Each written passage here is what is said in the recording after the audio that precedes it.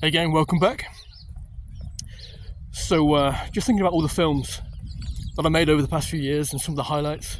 For me, it's been the actors that I brought on board. So for example, Nick Cotton, who was in EastEnders, of course, and I remember being a kid and watching EastEnders with my parents and watching, Dirty Dan and Sean Watts and all these sort of characters, and it was a really strange experience when I managed to bring him on board for one of my horror movies, Demons at Dawn, and had lines with him as well. So that was a great highlight. I get a lot of questions as well, people thinking about starting their own production companies. And what I always say to them is be prepared for a lot of hard work. Whatever industry you go into, when you go self-employed, when you start a limited company, there's no days off. Also get your foundation straight. So what do I mean by that?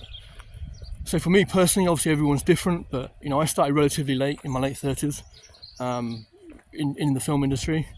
Before that, I was a sales and marketing manager for various IT firms around central London, well-paid jobs.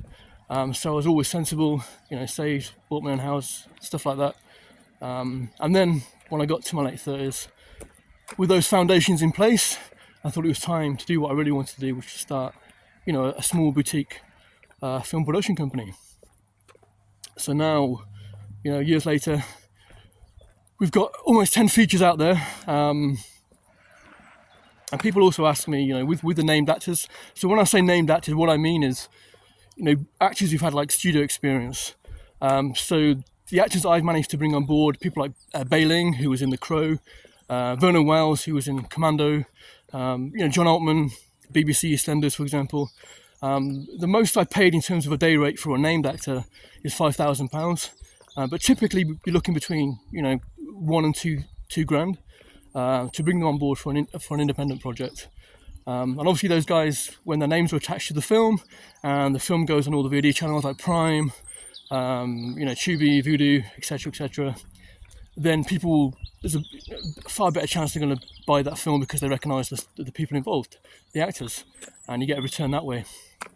But yeah, like I was saying, be prepared for a lot of hard work. There are no days off in the beginning.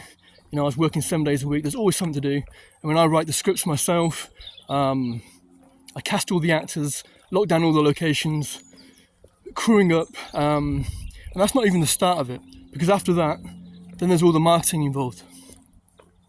I'm at the stage now where we can hire PR companies, and good ones as well. Yeah, in the beginning, you'll be doing all that yourself. You might even be designing your own posters. Yeah, a lot of work involved. And also what I'll say is be prepared for the reviews as well, because when the films come out, it's not always going to be rosy and light. You're going to get people who love your films, you're going to get people who absolutely hate your films, and that's all part of it. And if you get too excited when you get a good review, don't get too excited when you get a good review, and don't get too downhearted when you get a bad review, because if you go down that route, it's not a good place to be in. You've got to always keep level-headed and believe in yourself, work hard, and if you work hard every day, something that you really believe in, you'll be absolutely fine. You'll be fine.